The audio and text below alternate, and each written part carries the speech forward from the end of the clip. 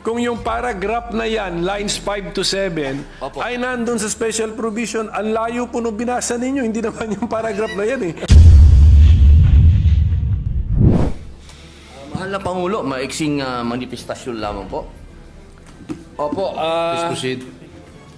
Ginoong Pangulo, matiyaga pong naghihintay ang inyong lingkod na matalakay po ang matagal na pong nabinbin.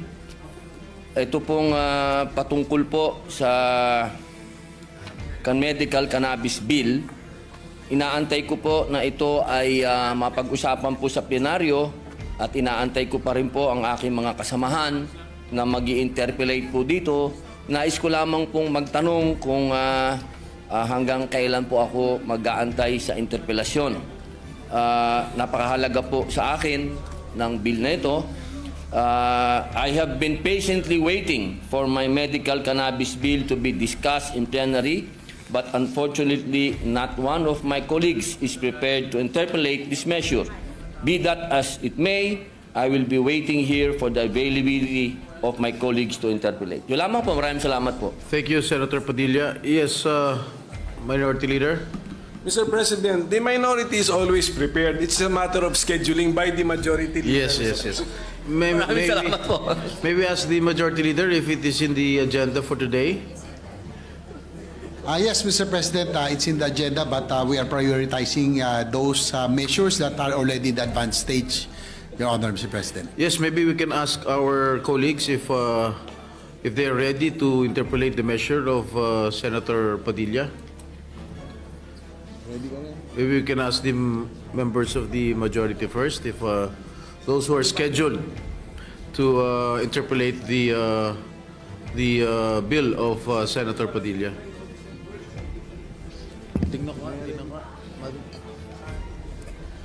I think those who are scheduled to interpolate the bill of Senator Padilla is this representation, Senator Win Gatchalian, Senator Pia Cayetano, Senator Joel Villanueva, Senator Rizzo Ontiveros, and Senator Coco Pimentel.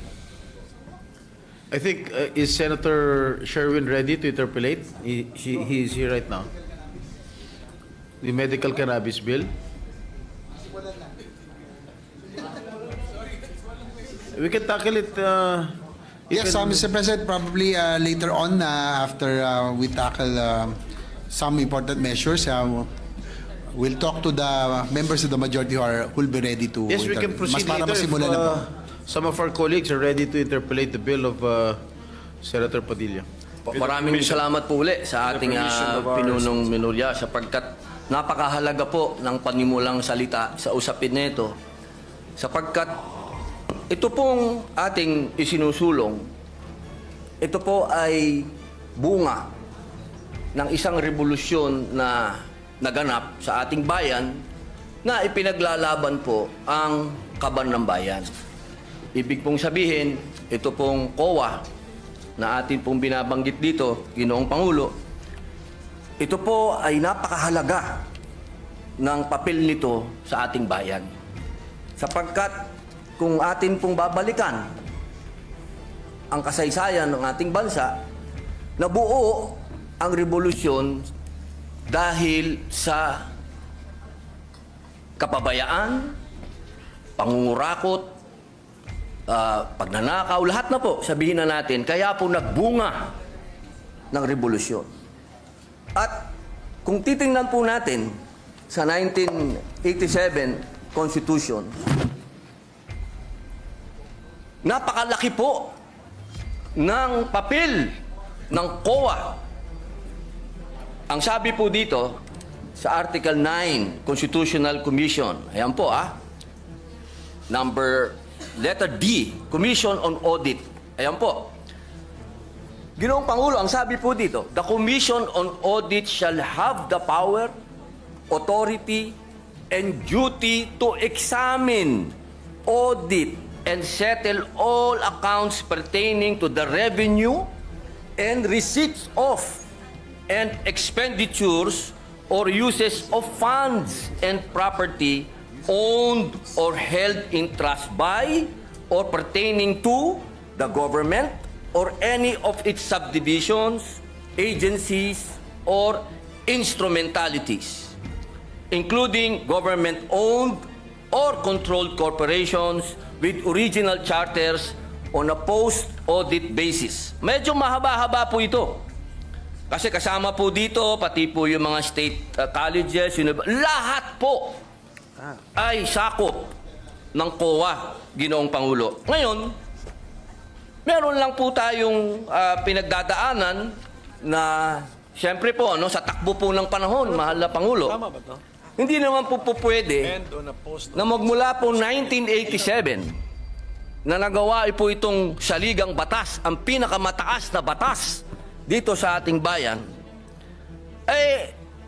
hindi po nagkakaroon ng mga hakbangin para palakasin pa ang binigay na kapangyarihan sa COA. Alam niyo po, Ginoong Pangulo, ang atin pong COA ay masasabi po natin na international na ang kanilang standard. Dahil sa amin pong mga ginawang pagdinig, ang COA po ay miyembro at palagi ang uma-attend ng mga international seminars at studies patungkol po sa pag-audit.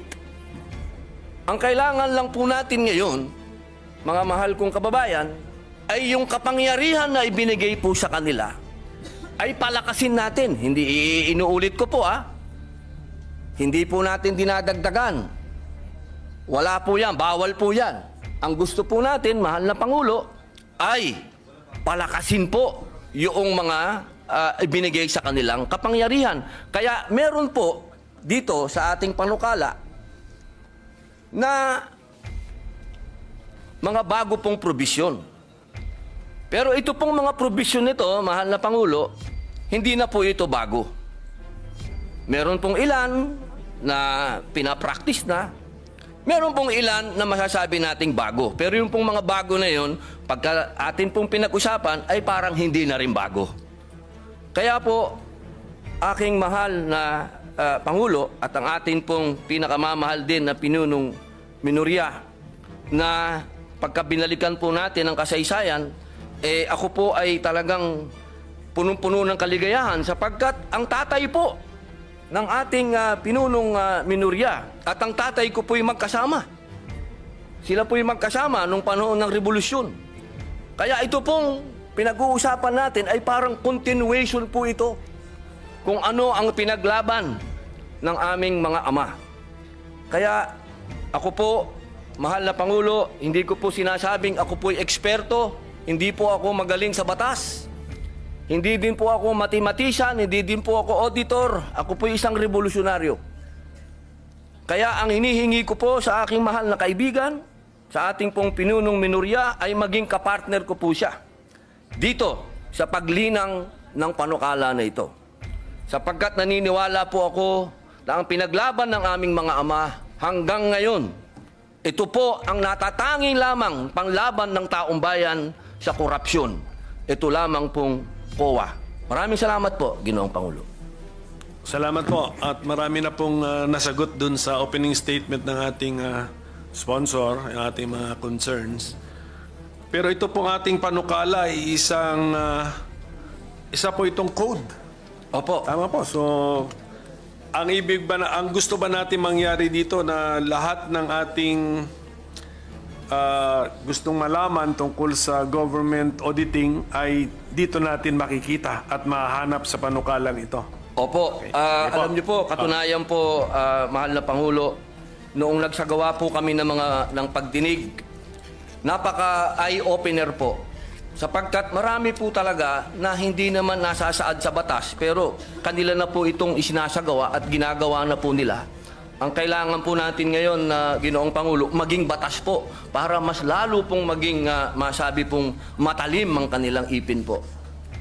Pero yung mga sinasabi po nating existing practice na ngayon na ginagawa nila ay ano po ang legal basis nun? Opo. Kasi ito ba ay, siyempre, bago nila ginawa yan, kinover muna nila sarili nila ng, ano ba tawag, circular ba? Opo, Is it circular. O, Opo. sige. Ano po ang legal basis ng Commission on Audit sa para sa kapangyarihan nila sa pag-issue ng circular? Opo, napakaganda po ng tanong ng ating pinunong minorya. At yan po, alam niyo po, dito po sa aking kaliwa, kung titingnan niyo po, dahil ang sabi ko po sa kanila, Ginoong Pangulo, tayo po ay haharap sa bar Tatnatcher. Mathematician pa. Kaya kailangan po, battery ng mga auditors ang kailangan po natin dito sa kaliwa. Ano po?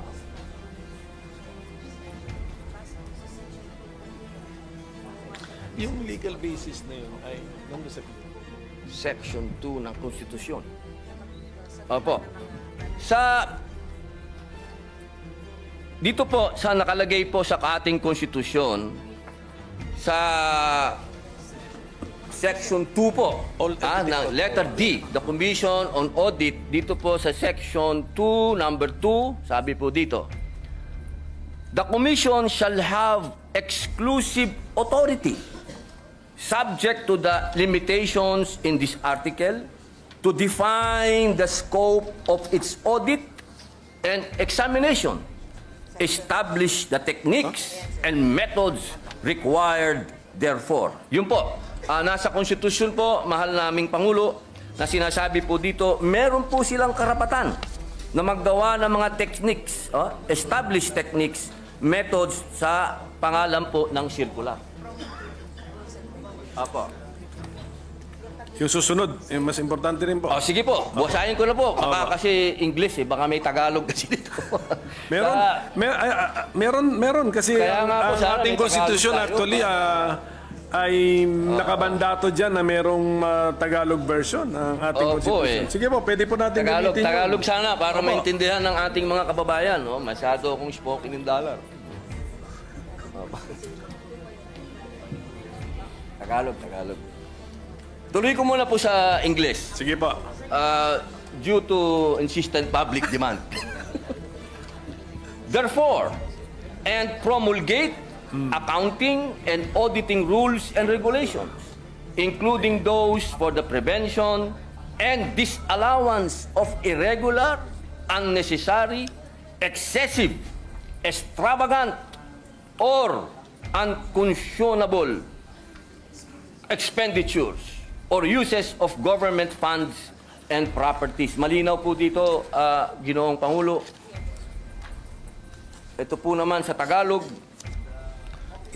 dapat magkaroon ang komisyon ng tanging otoridad batay sa mga katakdaan sa artikulong ito na magtakda ng saklaw na audit at pagsusuri nito, magtatag ng mga kaparaanan at pamamaraan na kinakailangan ukol doon at maglagda ng mga tuntunin at alituntunin sa pagtutuos at pag-audit kabilang ang mga ukol sa paghadlang at di pagpaghintulot sa mga paggugol o paggamit ng mga salapi at ari-arian ng pamahalaan na tiwali, hindi kinakailangan, labis-labis, maluho o hindi makatwiran. Yun po, Ginoong Pangulo.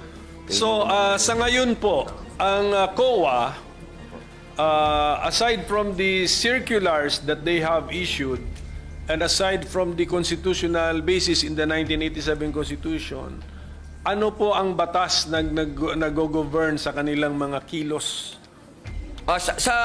Sa ngayon po ay Sa ang ngayon, saligang yes. batas. At siyempre po, yung pong nakaraan, nung panahon po ng tayo pa po ay nasa panahon pa ng Marcos Sr., meron po tayong Presidential Decree 1445. Opo, doon po nagbase halos... Opo. And that is a 1978 law. So, ibig na, ang gusto natin na sabihin ngayon, ang basic and fundamental auditing code na sinusunod ng COA sa ngayon is a 1978 law. Opo, Okay. opo. Yung 1978 auditing code na yan,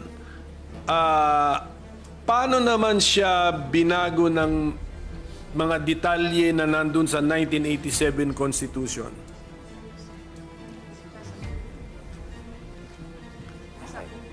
Apo. Ng 1987 Constitution. Ayan, napakaganda po ng... iba talaga pala pag may battery ka dito po. Opo. Ito po, ang sabi po nila, nandoon po ito sa Book 5 ng Admin Code of the 1987 Constitution. Meron po ba tayo? Book 5. Admin, of the Admin Code. Opo, Admin Code. So, meaning to say,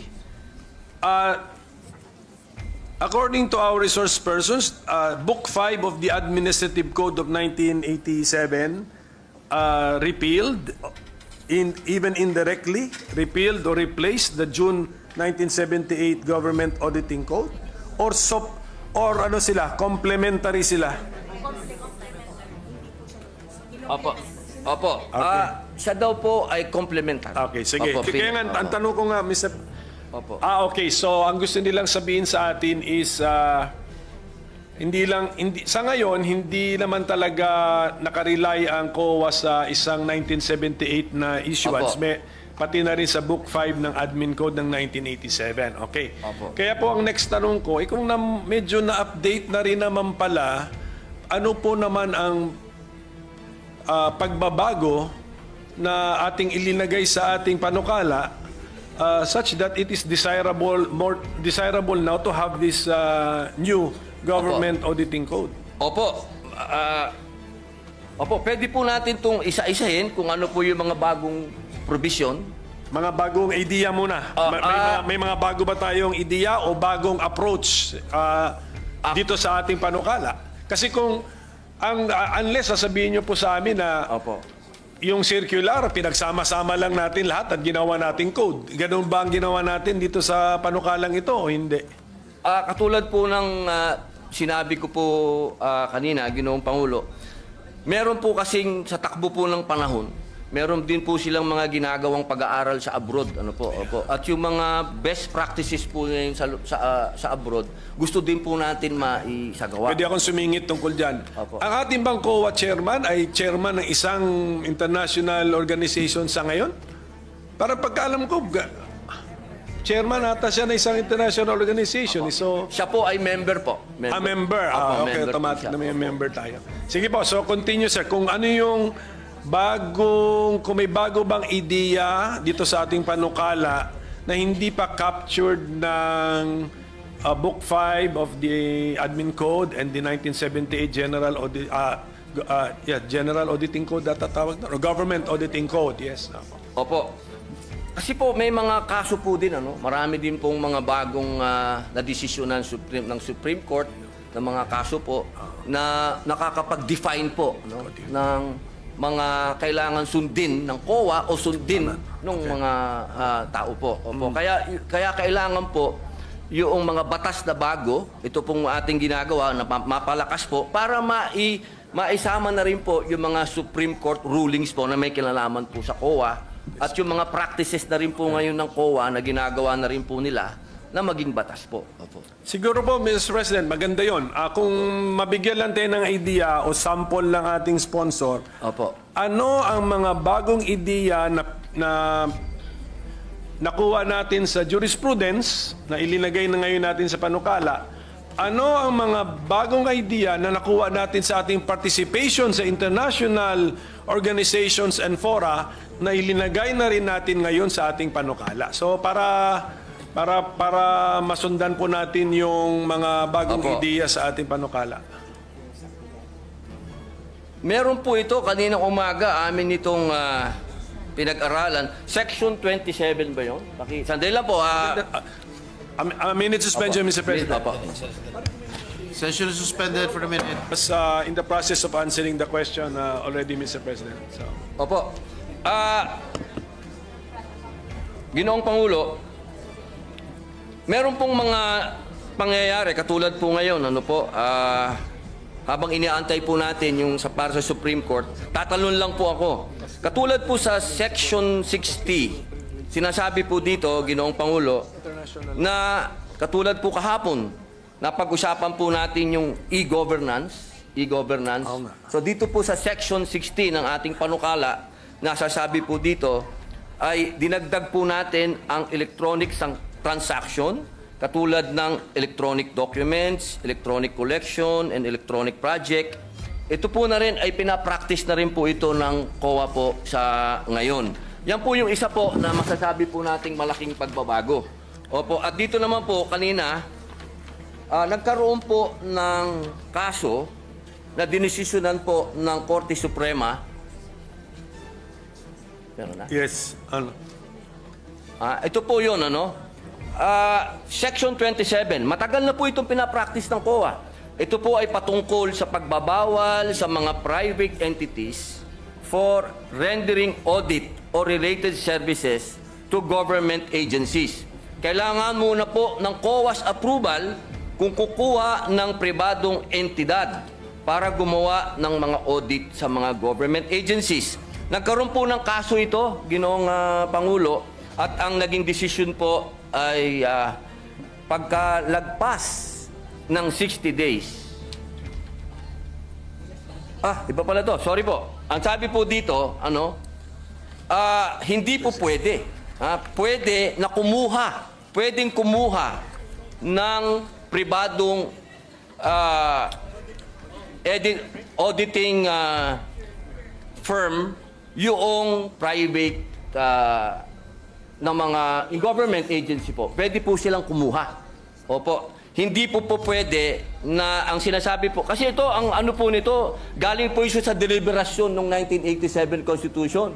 Kasi meron po itong isang commissioner, sinasabi niya, sabi niya doon, hindi, kailangan exclusive ang COA. Ang sabi naman po ng ibang commissioner, hindi pwede.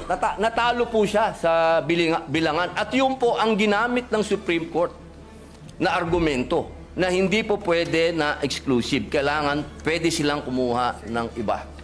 Yun po yung mga desisyon na masasabi po natin na nangyari. Meron pa pong isa. Opo. Dito po sa Section 28, ito ay nasa PD 1445. At base rin po ito sa desisyon ng Korte Suprema. Ito po ay patungkol sa probisyon ng pag-hire ng law firms o private lawyers. Ito po ay alinsunod sa desisyon ng Korte Suprema. Kasi alam niyo po, minsan kailangan magpaalam pa sa COA, hindi na po, kumbaga, nagkakasuhan na. Ginoong Pangulo, nagkadimandahan na, wala nang panahon. Ang sabi po dito, na kapag lumagpas na yung 60 days, deemed approve na po yung request ng kung sino man pong ang gustong mag-hire ng lawyer, private lawyer. Yun po yung mga masasabi nating bago na meron po talagang bigat.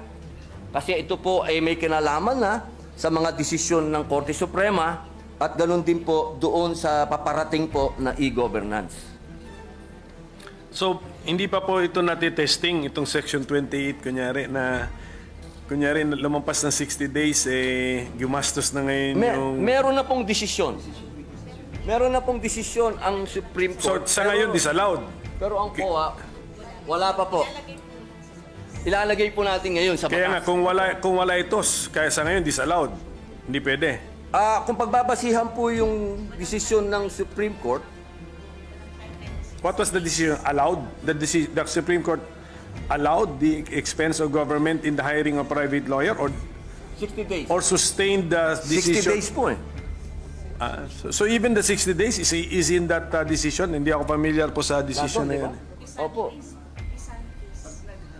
So, okay.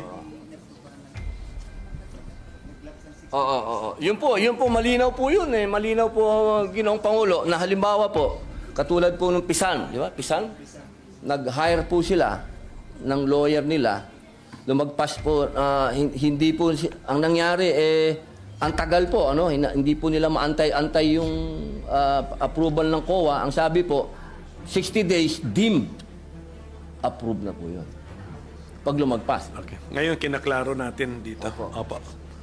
Sige po. How about sa international best practices? Meron ba tayong napulot doon na linalagay ngayon natin dito sa ating panukala? Ano pong tawag? Section 26. Ayun!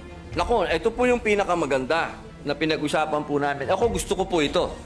Kasi maraming lugar na hindi napupuntahan ng COA. Nakalagay po dito sa Section 26. Institutionalizes COA Citizen Participating Audit Program. Ito po yung Deputized Citizen Participatory Office. Since 2016 pa po ito, ginagawa nyo na.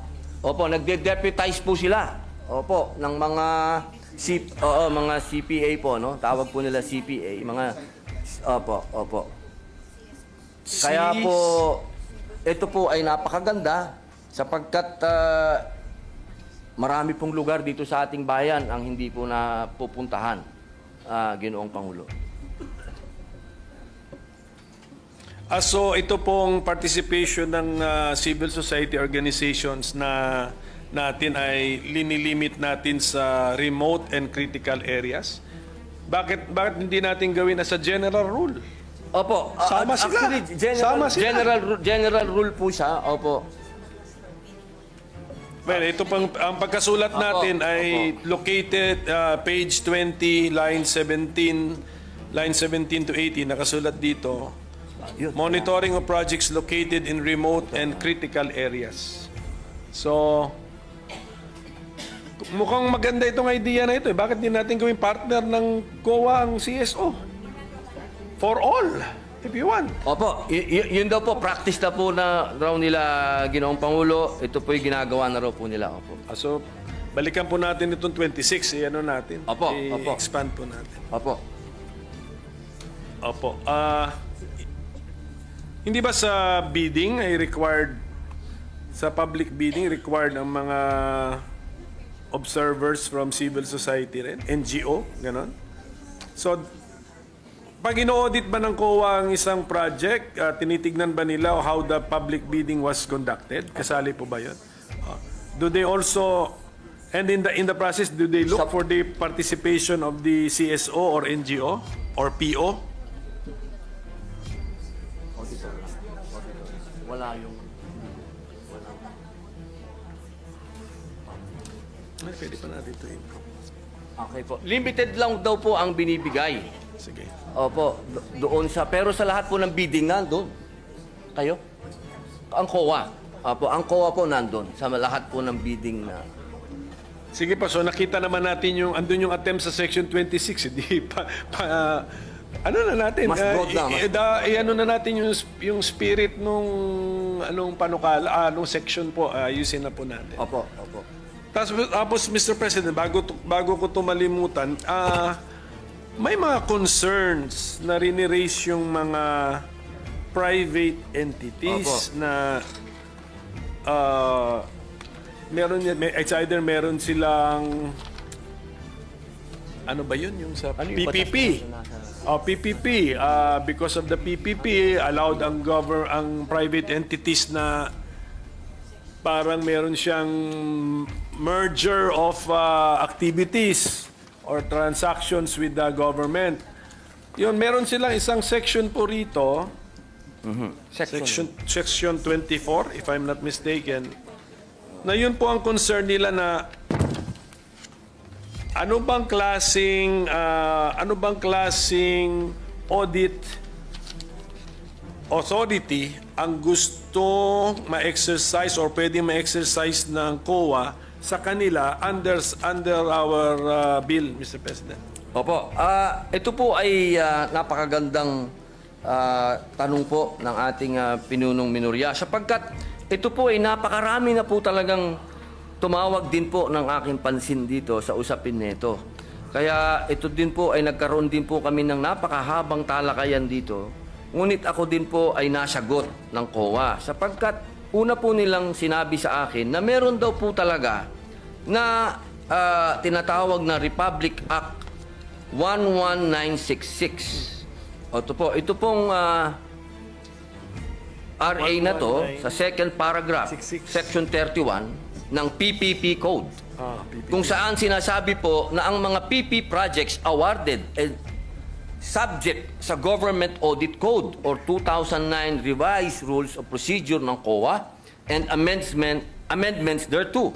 Sa provision na ito, itinakda rin the COA in consultation and coordination with the PP codes shall adopt and promulgate the necessary framework and guidelines on accounting and auditing PP projects. Kaya dito po, sa ating Section 24, maliwanag naman po dito, ito ay patungkol sa limited jurisdiction ng COA sa mga private entities, kasama na rito ang public utilities. Kung meron po tayong mga pumasang batas na patungkol po dyan, yung RA number 11659, ito po yung Public Service Act. Opo, na sinasabi din po na sinabi po ng korte na hindi naman to unconstitutional. So, sila po ay tatamaan po ng limited jurisdiction ng COA sa pag-audit po. Yun po ang aming pagkakaintindi, Ginoong Pinuno. Ang problema ko po, Mr. President, dito rin sa pagkasulat ng ating Section 24 na nasa page 19. Sa title ng section, limited jurisdiction over private entities. Pero pagbasahin mo yung body ng section, hindi mo naman makuha kung anong meaning ng limited jurisdiction. Kasi sinasabi rito, the Commission shall have authority to examine and audit the contracts, agreements, or dealings of private entities with the government, etc. So, the words used are examine and audit, which is the normal words, Mr. President. So, where is the limitation found, Mr. President? Sino po bumura? May parte po na binura kaya naging malabo po Saan ba na? Okay. Maganda po ng naging talakayan dito sa amin. Napakaganda po kasi ng katanungan ng ating pinunong minorya. At alam niyo po, ito po kasing pinag-uusapan natin ngayon, ito po ay galing pa sa Presidential Decree number 1445. Patingin ng 1445. At ito po ay at ang amin pong napagdesisyonan, amin pong i-specify dito sa Section 24 na malinaw kung ano po yung dadaan sa audit. Ibig pong sabihin, kung ano lamang po yung dinapuan ng pera ng gobyerno, doon po sa PPP, doon lang po sila may karapatan na mag-audit. Kung saan lang po dumapo yung pera po ng gobyerno. Pero maliban po doon, wala po silang pwedeng silipin doon po patungkol doon sa private na kumpanya. Pero sa ngayon po ating sponsor na sa pagkakasulat ngayon, medyo hindi yan limited jurisdiction. Opo. Tama, okay, Opo, sige opo. po. At least tinatanggap po ng ating So, malalaman lang natin ito or kung kami ba, ang ating mga kasama ba ay sasang-ayon sa amendment, kung marinig na namin kung paano natin mahuhuli yung konsepto ng limited jurisdiction. Opo. Sige po. Opo. So at least maganda po yan at malaking bagay na po yan na yung parang agam-agam nila, yung worry nila, concern na... Opo. Natural po yung kanilang pag-aalala sapagkat sila po ay mga investor din po. Ano? Siyempre po, kailangan din natin alagaan yung mga investor. Pero wag po silang malumbay at wag po silang mag-alala. At lahat po ng pwedeng gawin ng COA patungkol lamang po sa pera ng gobyerno po.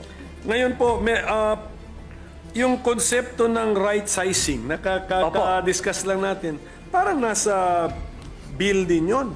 Pero yung kahulugan ba ng right sizing na gamit natin sa panukalang ito, kaparehas nung right sizing na sinabi po ng ating Senate President na dinipensahan niya yung kanyang panukala. Opo,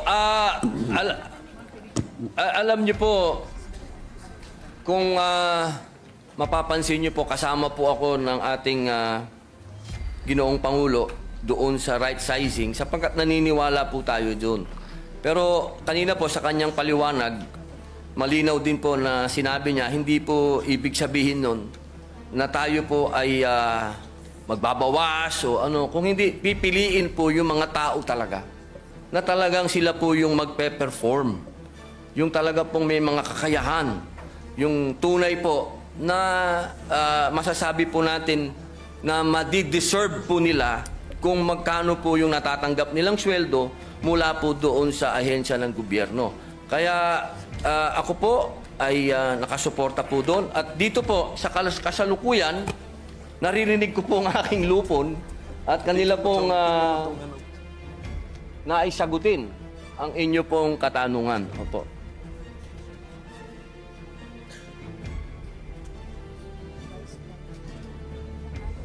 Ang dito. Okay, magkamali. Araw-araw akong inaantay na ko. Apo. Katunayan po, Ginoong Pangulo, lahat po ng aksyon ng COA na may kinalaman po sa organisasyon po nila, ito po ay dumadaan po sa DBM. Yun, Opo. Ito po ay ina-approve ng DBM. Ang kanila pong tinatawag na revised plantilla.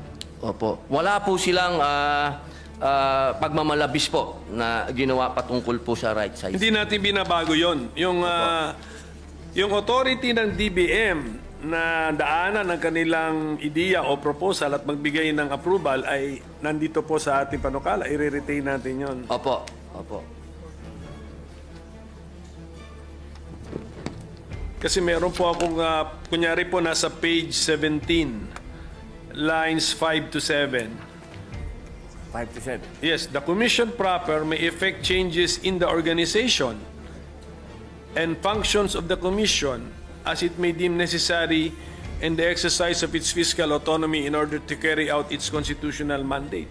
Hindi po ba pwede itong ma-interpret? Kasi doon sa word na organization, pati function nga eh. Hindi ba pwedeng ma-interpret ito na pwede na nilang hindi hintayin ang desisyon ng DBM? At saka yung functions na ito, pwede ba nilang baguhin itong code na ginagawa natin, Mr. President? Okay, okay. Ginoong Pangulo, ito pong provision ng 5 to 7. Line 5 to 7. Page 17. Apo. Opo. The commission proper may effect changes in the organization and function of the commission as it may deem necessary in the exercise of its fiscal autonomy in order to carry out its constitutional mandate. Opo, yun po ang kasagutan po nila. Nasa special provision daw po ito ng GAA. Hindi, paano nga to na paano interpretation po nito? The commission, the COA can create additional positions and not need the DBM's approval because meron silang exercise of fiscal autonomy? Opo, basta hindi lang po sila lumalagpas sa budget. Basta nandun lang po sila sa budget. Eh, paano sila nabigyan ng budget? In the first place, di ba kung kinocompute ang budget, PS, MOE, capital outlay, also. Pero lahat po yun, Ginoong Pangulo, dumadaan pa rin po sa DBM yun lahat. Opo, upon approval po ng DBM. So ang gusto natin sabihin, ito pong paragraph na ito ay nasa GAA at lumalabas yan year after year after year. Check. Special provision po. Pwede po natin basahin. Sige po, titingnan na lang po natin. Basta, oo, kasi ayaw natin ng ayaw Opo. natin ng... Doon po ba sa... sige, pakitingin na lang po yung... Opo. Doon po ba? Pati po ba sa special provision ay binanggit ang fiscal autonomy? Ito po. Tingnan natin. Opo. Aha. Page. Saan to? Page 11. Andito? Apa, sandali lang po. Minute suspension po. Standing any provision of law to the contrary and within the limits of appropriations in this act the chairperson of the Commission on Audit, COA, is hereby authorized to formulate and implement the COA's organizational structure.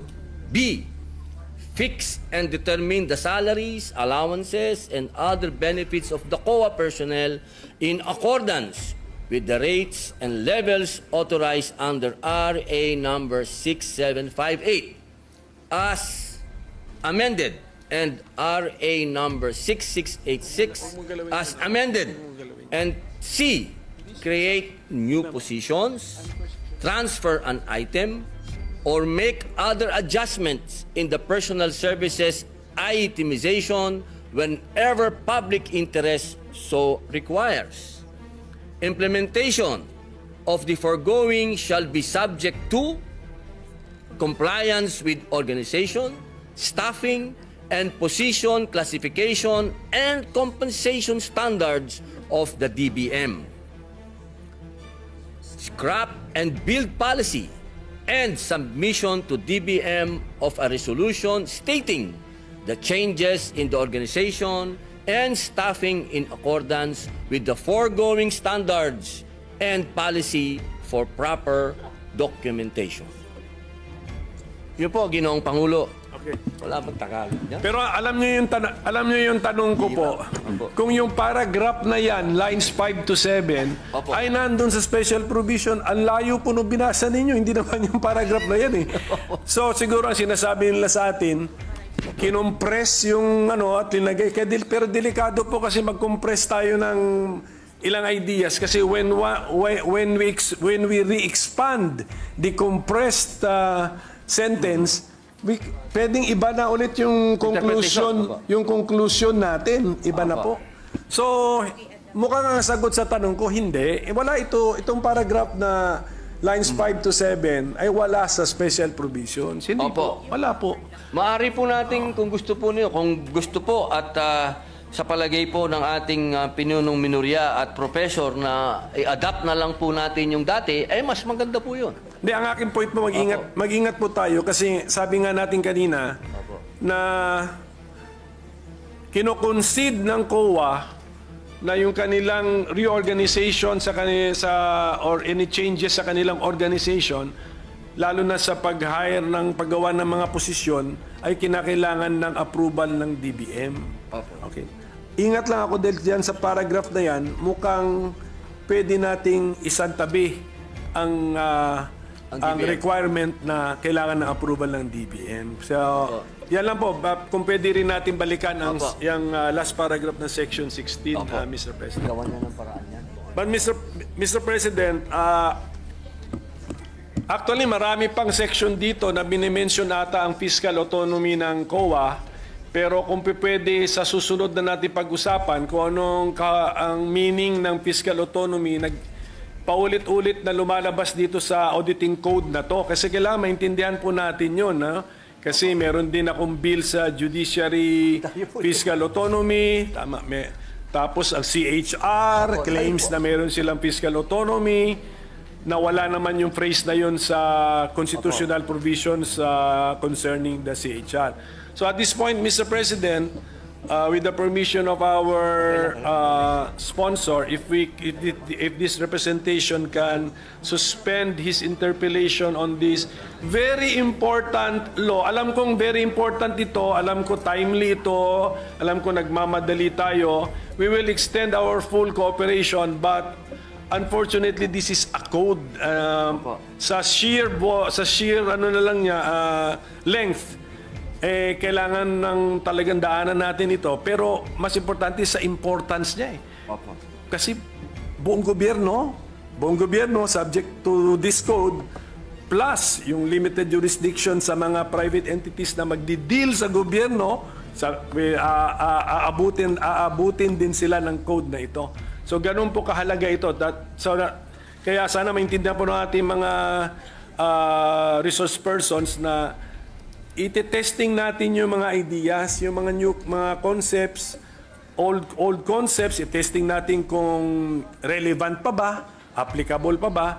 Then kung yung mga new concepts, iti-testing din natin kung mag-work ba sa tunay na buhay. So that is the purpose of our interpellation. But we are the minority is supportive of this bill.